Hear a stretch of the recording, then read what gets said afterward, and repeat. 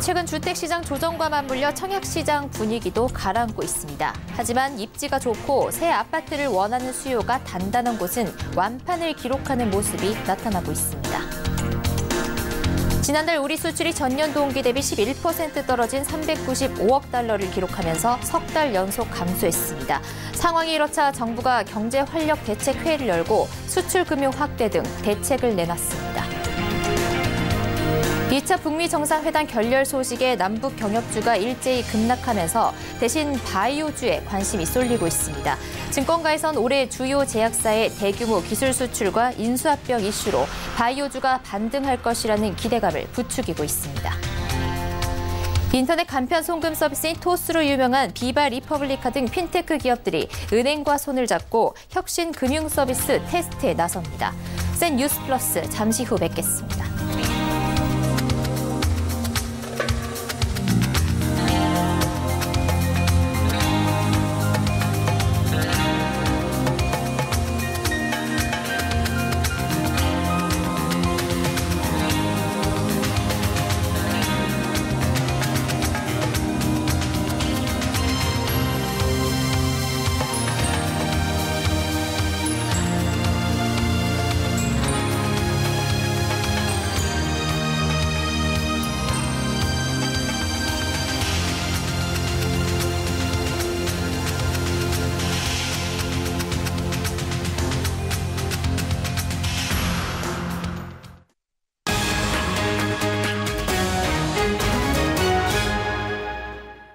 시청자 여러분 안녕하십니까? 센 뉴스 플러스 양한나입니다.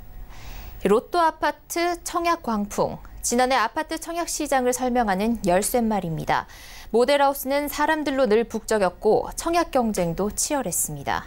하지만 주택시장 조정과 맞물려 최근 청약시장 분위기도 가라앉고 있는데요.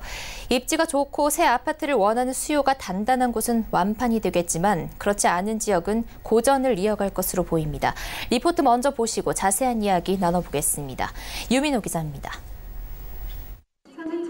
경기 안양시 동안구에 들어설 평촌 레미안 푸르지오. 대우건설이 비산이동 일대를 재개발해 짓는 아파트 단지입니다. 이 단지의 3.3제곱미터당 평균 분양가는 2,050만 원 수준. 안양에서 처음으로 2천만 원을 넘었습니다. 평형대는 다 좋고요. 분양가가 조금 세다고 생각 들어요. 평촌 레미안 푸르지오는 일반 분양 450여 가구 모집에 청약통장 2천여 개가 몰렸습니다. 1순위 청약 경쟁률은 4.43대 1. 서울도 미분양이 나올 만큼 빠르게 식는 시장 분위기에 어느 정도 선방했다는 평가입니다. 낡은 아파트가 많은 지역 특성 덕에 새 집을 원하는 수요자들의 발길이 이어진 겁니다. 이거 있죠? 비싼 거 아니에요. 평촌 가면요. 아주 큰 집 있잖아요. 30년 된 아파트가 21평에 얼마냐 하면 3억 8천, 9천만 원. 효성중공업이 서울 서대문구에 공급하는 홍제역 해링턴 플레이스는 11대 1의 경쟁률로 1순위 청약을 마감했습니다. 높은 분양가에도 역세권 입지란 장점이 사람들의 관심을 끌어당긴 것으로 보입니다. 서울경제TV 유민호입니다. 앞서 보신 것처럼 청약시장도 작년만큼 열기를 보이진 않고 있습니다. 달라진 현장 분위기, 부동산팀 유민호 기자와 이야기 나눠보겠습니다. 유 기자, 직접 취재를 해보니 현장에 나와 계신 분들 반응이 좀 어떻던가요? 네, 분위기가 정말 달라졌다는 걸 직접 피부로 느낄 수가 있었는데요. 작년에 모델하우스 방문객 여러 명에게 질문을 해보면 대부분 기회가 있으면 무조건 청약을 하겠다라는 반응이 줄을 이뤘습니다. 최근에는 하지만 최근 청약통장 쓰는 것을 두고 신중해진 분위기입니다. 더 현장을 꼼꼼하게 살펴보고 특히 분양가 상담을 받고 나서 고심하는 분들이 많았습니다. 한 방문객은 미계약 물량이 나오면 그때를 노려보겠다라는 말을 하기도 했는데요. 현장에서 만난 분양 관계자는 안 좋은 분위기에서도 일단 1순위 마감을 맞춰서 한시름 덜었다고 털어놓기도 했습니다. 네, 작년에는 로또 아파트라는 기사 제목도 쉽게 찾아볼 수 있었는데 올해는 이렇게 분위기가 좀 가라앉게 된 거는 아무래도 예전만큼 시세 차익을 기대할 수가 없어서겠죠? 네, 그렇습니다. 청약 당첨만 되면 많게는 수억 원 낮은 가격에 새 아파트를 구매할 수 있다 보니까 로또 청약, 로또 아파트란 말이 작년 청약 시장을 관통하는 키워드였는데요. 지금은 이런 막대한 시세 차익은 기대하기 어려워 보입니다. 최근 들어 서울 아파트 값은 16주 연속 내림세가 이어지는 등 조정 국면에 접어들었습니다. 상황이 이렇다 보니 분양가와 주변 시세가 별로 차이가 나지 않는 아파트 단지로 나오고 있는데요. 앞서 리포트에 나온 홍제역 해링턴 플레이스의 경우 전용 84제곱미터 분양가가 최고 8억 9천만 원에 형성됐습니다. 작년 말 집들이 시작한 주변 아파트 단지와 시세를 좀 비교를 해보면 그 아파트는 9억 원 중반대에 형성이 돼 있는데 이런 것들을 좀 살펴보면 더 이상 로또는 아니란 이야기입니다. 네, 그렇다면 앞으로의 청약시장 어떻게 흘러갈 것으로 전망되고 있습니까? 네, 열기가 가라앉았지만 아직 불씨는 꺼지지 않았습니다. 고분양가 논란에도 어쨌든 1순위 청약을 마친 아파트 단지들이 좀 나오고 있고요. 새 집에 살고 싶어하는 수요는 꾸준합니다. 리포트에서 보신 것처럼 그 오래된 아파트가 많은 지역일수록 수요는 밑바닥에 짙게 깔려 있다고 보여집니다. 과거 같은 시세 차익은 기대하기 힘들겠지만 익지만 좋다면 완판을 기록하는 단지들은 꾸준히 나올 것으로 보입니다. 네, 이번 달엔 전국에서 2만 가구가 분양을 앞두고 있는데요. 서울에선 청량리역 주변 재개발 단지 분양이 본격적으로 이뤄지면서 이곳 청약 경쟁이 치열할 것으로 예상됩니다. 네, 청약 당첨만 되면 수억 원을 번다라는 신화는 더 이상 통하지 않는다는 현장 분위기 들어봤습니다. 정말 집이 꼭 필요한 사람들이 청약을 통해서 내 집 마련을 할 수 있게끔 시장이 흘러갔으면 합니다. 유민호 기자와 함께했습니다. 감사합니다. 감사합니다.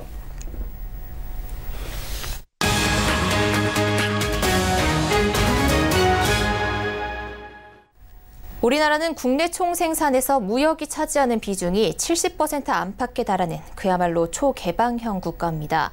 내수 비중이 절대적인 미국, 일본과 달리 우리는 무역으로 먹고 산다는 얘기입니다. 그런데 지난달 수출이 전년 동기보다 11% 떨어진 395억 달러를 기록하면서 석 달 연속 감소했습니다. 상황이 이렇자 오늘 정부가 경제활력대책회의를 열고 수출금융 확대 등 대책을 발표했습니다. 반도체와 디스플레이 산업군은 물론 한류 기반 생활소비재 중소기업도 도움을 받을 수 있다고 합니다. 고현정 기자입니다. 무엇보다 수출이 당면 현안입니다. 작년 사상 최대 성과에도 불구하고 12월 이후 지난달까지 3달 연속 전년 수준에 미치지 못하고 있는 상황입니다. 오늘 열린 제9차 경제활력대책회의에서 홍남기 경제부총리는 국민소득 3만 불 시대를 맞아 우리 경제가 재도약해야 한다며 수출 체질 강화를 위한 정부의 지원책을 발표했습니다. 먼저 기업이 수출 계약, 제작, 결제 등 전 과정에서 필요로 하는 무역금융을 총 235조 원 규모로 확대한다고 밝혔습니다. 이는 당초 발표했던 올해 계획보다 약 3조 원이 더 늘어난 것으로 문재인 정부에서 범부처 차원의 수출 대책은 처음입니다. 먼저 수출자뿐 아니라 해외 수입자에 대해서도 1,000억 원 규모의 특별 보증이 신설됐습니다. 이를테면 금융 환경이 취약한 신흥시장 수입자가 우리 기업 상품을 구매하려 할 때 국내 5대 시중은행의 해외 법인이 현지 수입 기업에 자금을 대출해주는 겁니다. 또 유망 수출 기업에 대해서는 이행 능력과 수출 계약서만 있으면 손쉽게 제작 자금을 지원받을 수 있도록 하는 특별보증제를 1,000억 원 규모로 실시합니다. 수출 마케팅 지원 예산도 전년 대비 182억 원이 늘어난 3,528억 원으로 전체 수출 중소 중견 기업의 45%가량이 지원받을 수 있는 규모로 늘렸습니다. 올 상반기에만 싱가폴, 러시아, 동북 삼성 등 신흥시장의 대규모 전시회가 165회 이상 집중 배치될 예정이며 정부는 이를 통해 수출 기업들의 해외 지사를 1,500여 개 수준으로 늘리겠다는 계획입니다. 특히 정부는 한류를 기반으로 하는 생활소비재 기업들을 위한 대형 박람회를 올해 방콕과 두바이에서 열 뿐 아니라 한류 스타와 중소기업 제품을 연계한 방송 콘텐츠를 제작하고 현지 유통 채널을 확보하는 등 K-뷰티와 K-패션의 활성화를 위한 지원을 크게 늘릴 예정입니다. 전시만 달라보내는 게 아니고요. 메뉴 같은 것도 제공도 하고 사전 교육도 하고 그다음에 뭐 사전적으로 바이어 같은 것도 좀 매칭도 추진하고 그냥 끝나고 나서도 사후적으로도 저희 관리해보니까 효과가 잘 나왔습니다. 대통령 비서실장하고 면담할 때도 거기에 대해서 좀 더 늘려달라 그런 게 좀 있고요. 정부는 이외에도 벤처 스타트업의 경우 전용 바우처 신설, 수출 대행 등을 지원하고 중견기업에는 전용 금융상품을 출시하는 등 성장 단계별로 지원 내용을 다양화하겠다고 밝혔습니다. 서울경제TV 고현정입니다. 2차 북미 정상회담으로 한껏 기대를 모은 남북 경협주가 회담 결렬 소식에 일제히 급락하면서 바이오주에 대한 관심이 쏠리고 있습니다. 증권가에서는 올해 주요 제약사의 대규모 기술 계약과 인수합병 이슈로 바이오주가 반등할 것이라는 기대감을 부추기고 있습니다. 앵커 리포트입니다. 오늘 국내 증시에서는 바이오 업종의 강세가 눈에 띄었습니다. 안국약품은 전거래일보다 15.16% 오른 13,300원에 거래를 마감했고 휴젤은 10.6% 오른 38만 8천 원에 거래를 마쳤습니다. 이외에도 인트론바이오 9.71%, 삼진제약 9.51%, 엔지캠 생명과학 9.16%, 바이오리더스 9.06%, 신풍제약 8.96%, 차바이오텍 8.75% 상승 마감했습니다. 남북 경협 관련주에 대한 실망감에 더해 올해 예정된 역대 최다 규모의 국내 제약 바이오 업체의 전 임상 결과 발표가 상승 재료가 된 것으로 보입니다. 연초 JP모건 헬스케어 컨퍼런스 효과 이후 횡보하던 나스닥 바이오텍 지수 역시 다시 상승하기 시작했습니다. 지난달 일어난 글로벌 빅파마의 대규모 파트너십 계약, 인수합병 등이 영향을 미쳤습니다. 이달 29일부터 열리는 미국 암연구학회 2019에는 한미약품, 유한양행 등 상위 제약사뿐 아니라 삼진제약, 영진약품 등 중소제약사까지 참여해 전임상 결과를 발표할 예정입니다. 미국 암연구학회는 전 세계 약 120개 국가에 4만여 명의 회원을 보유한 암 연구 분야 최고 권위의 학회로 손꼽힙니다. 구원성 NH투자증권연구원은 특히 한미약품과 오스코텍, 바이로메드, 파맵신 등을 주목해야 한다고 조언했습니다. 미국 암연구학회에서 한미약품은 신규 항암 파이프라인의 전 임상 결과를, 오스코텍은 비소세포폐암 후속 항암제 파이프라인의 전 임상 결과를 발표할 예정입니다. 바이로메드와 파맵신은 각각 당뇨병성 신경병증 미국 임상 3상 결과와 항체신약 항암제 미국 임상 2상에 대한 기대감이 유효하다고 평가했습니다. 서울경제TV 양하나입니다. 러시아 소설과 음악은 접할 기회가 많은데 러시아 영화를 보신 적 있으신가요?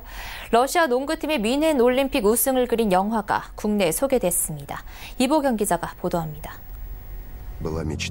냉전기를 가르던 1972년 뮌헨 올림픽 남자농구 결승전에서 미국과 구소련이 맞붙었습니다.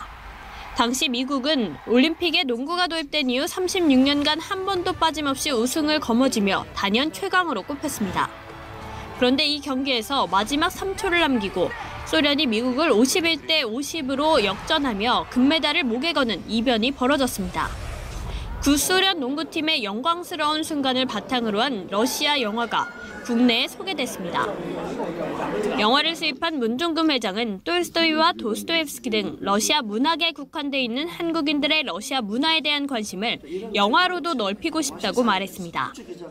앞으로 러시아 영화를 수입해서 한국에 많은 그 러시아 문화에 대해서 한번 알려보고 싶어서 수입하게 됐습니다. 시사회에 참석한 안드레이 쿨릭 주한 러시아 대사는 이번에 상영되는 러시아 영화에 대한 기대감을 표했습니다. Не сомневаюсь, что показ в сети кинотеатров CGV фильма «Движение вверх» будет способствовать повышению со стороны наших южнокорейских друзей интереса к российской культуре, искусству и истории. 이 영화는 오는 4월 국내에서 개봉합니다. 서울경제TV 이보경입니다.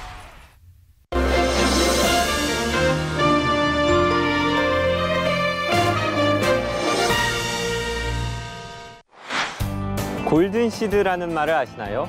같은 무게의 금보다 값이 더 나가는 종재를 가리키는 말입니다. 전통 재배 기법에 바이오 기술을 접목한 새로운 채소 종자로 국내에서는 물론 해외에서도 골든시드 강자로 꼽히고 있는 기업이 있어 찾아가 보았습니다. 종자 개발 6종 전문 기업 아시아 종묘입니다.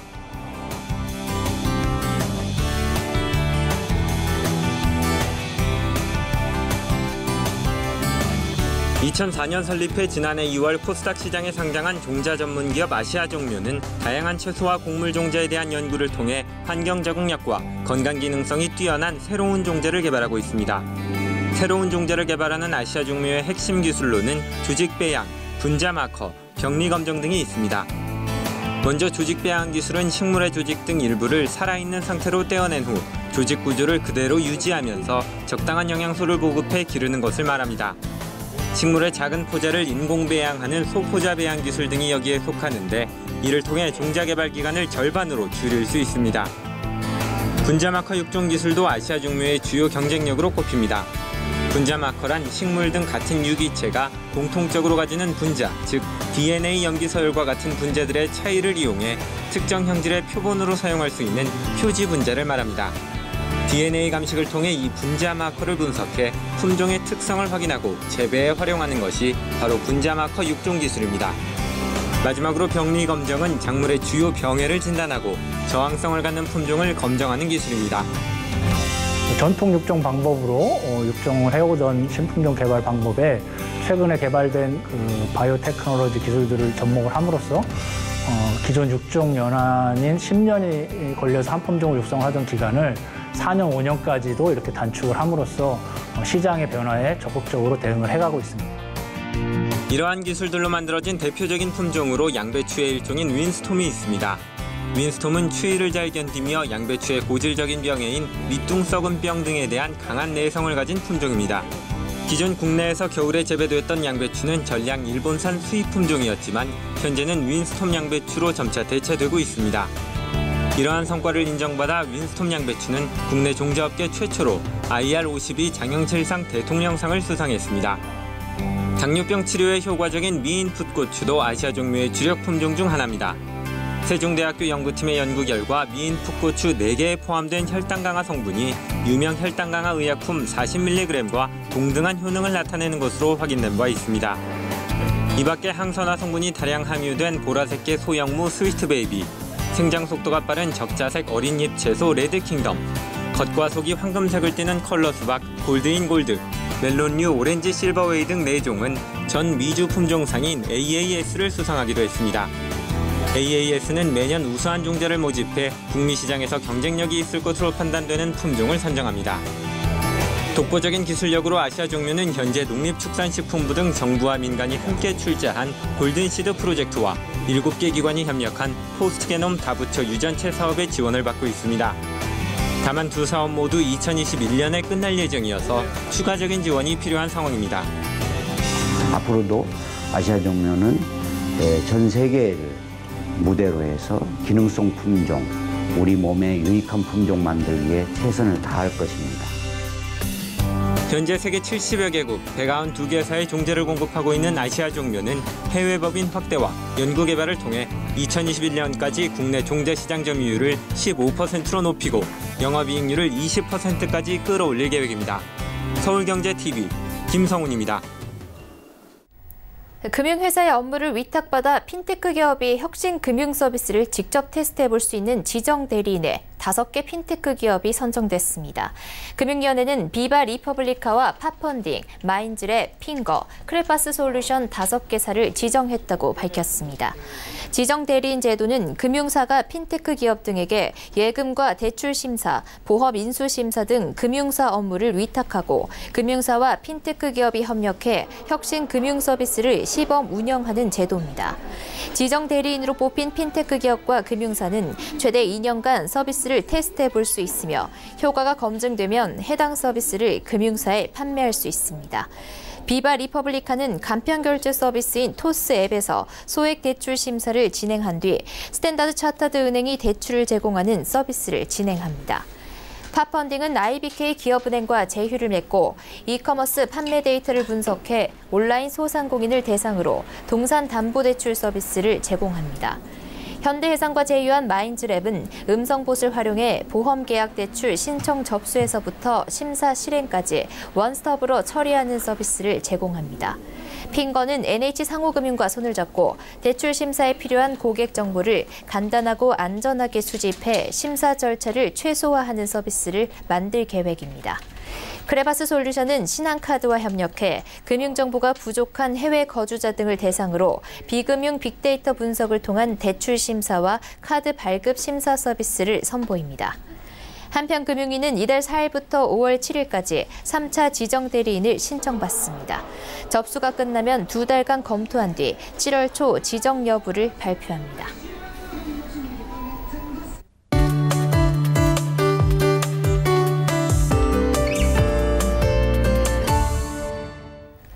지난주부터 미세먼지 농도가 수도권을 중심으로 계속 높아서 기관지가 약한 분들 고생 많으셨다고 하는데요.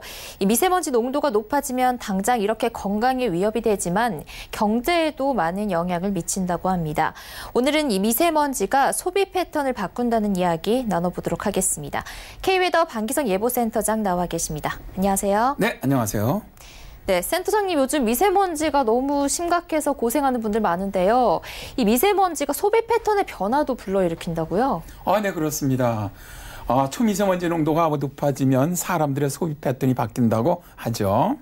BC카드가 이제 서울에 거주하는 약 700만 명 고객의 최근 3년 카드 사용 데이터를 분석해 보니까 말이죠. 초미세먼지 농도에 따라 카드 이용액 규모와 업종별 매출이 달라지더라는 것이죠. 일반적으로 초미세먼지 농도가 높을수록 외부 활동이 줄어서 소비가 움츠러들 것이라고 생각을 하지만 실제로는 달랐다고 합니다. 초미세먼지 등급이 매우 나쁨인 날에 소비가 더욱 늘어났다는 건데요. 최근 1년간의 카드 사용 데이터를 전년 동기와 비교해 보니까 매우 나쁨인 날 일평균 카드 소비액은 19%가 늘었고 나쁨인 날은 7.7% 늘었다는 겁니다. 초미세먼지 농도가 매우 나쁨일 때가 보통일 때보다 거의 4배 이상 많이 카드를 사용했다고 하네요. 네, 저도 지난 주말 이 미세먼지 농도가 나쁘다는 얘기를 듣고 집 바깥을 나가질 않았었거든요. 그러니까 이 공기가 나쁘면 외출을 하지 않기 때문에 온라인 쇼핑이 늘어난다는 얘기죠? 네, 그렇습니다. 초미세먼지 농도가 높은 날은 외출보다는 이제 온라인에서 쇼핑을 많이 하죠. 그러다 보니까 카드 사용액도 증가하더라는 겁니다. 초미세먼지 등급별로 전체 카드 이용액을 따져보니까 매우 나쁨인 날의 카드 사용액은 1년 전보다 128%나 늘었는데 보통으로 좋은 날은 오히려 8.2%가 줄어들었다는 거예요. 외출이 필요한 편의점 등에서의 소비가 줄어드는 대신에 결제액이 큰 온라인 쇼핑 등 이용이 크게 늘어나기 때문이라는 것이죠. 네. 그렇다면 이렇게 초미세먼지가 나쁠 때 수혜를 볼 수 있는 업종도 있겠네요? 네, 있죠.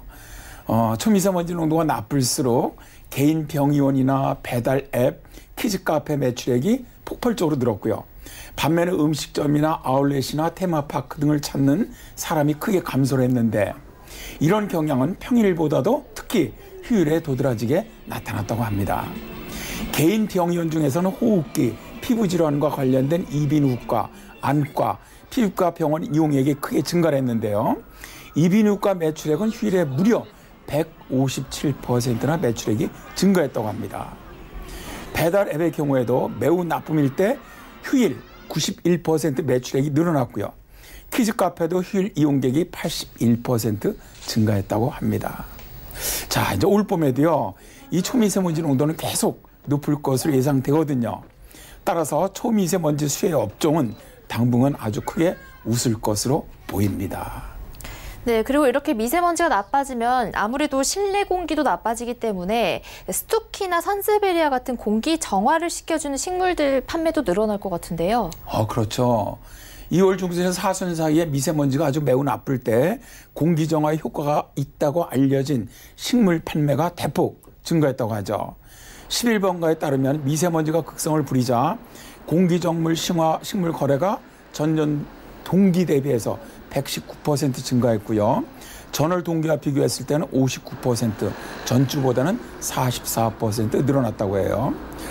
요즘 온라인 쇼핑몰에서는 미세먼지 정화식물 코너가 그야말로 핫한데요. 대개 화초들이 어느 정도 수분 제공이나 음이온 또 미세먼지 폼알데히드 제거 기능을 가지고 있기 때문에 사실 저는 굳이 구분하지는 않습니다. 그런데 어쨌든 식물이 있는 사무실이나 집에서 살면은 건강해진다고 이 네덜란드 바이에닝원 대학교 연구팀이 발표를 했습니다. 식물이 있는 사무실의 습도가 식물이 없는 사무실보다 평균 5%가 높고요. 기온 변화도 덜 심하게 나타나면서 식물이 사람에게 아주 유익한 미기상을 조절해 준다는 것이죠. 그리고요, 가장 중요한 것은요, 식물이 있는 사무실에서 근무하는 사람은 더 긍정적으로 느낀다고 합니다. 자, 한번 실내 다양한 식물들을 키워보시면 어떨까요? 네, 이 미세먼지가 소비 패턴을 바꾸는 현상에 대해서 방기성 K웨더 예보센터장과 이야기 나눠봤습니다. 오늘도 말씀 감사드립니다. 네, 고맙습니다.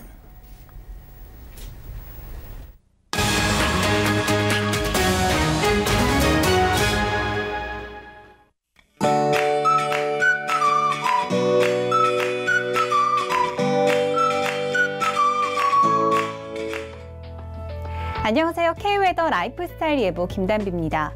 오늘 하늘만 봐도 마음이 답답할 정도로 서쪽 지방을 중심으로 고농도 미세먼지가 짙게 나타났습니다. 그런데 내일은 공기질이 더 나빠집니다. 강원 영동과 경남을 제외한 전국의 초미세먼지 농도 매우 나쁨 수준을 보이겠고요.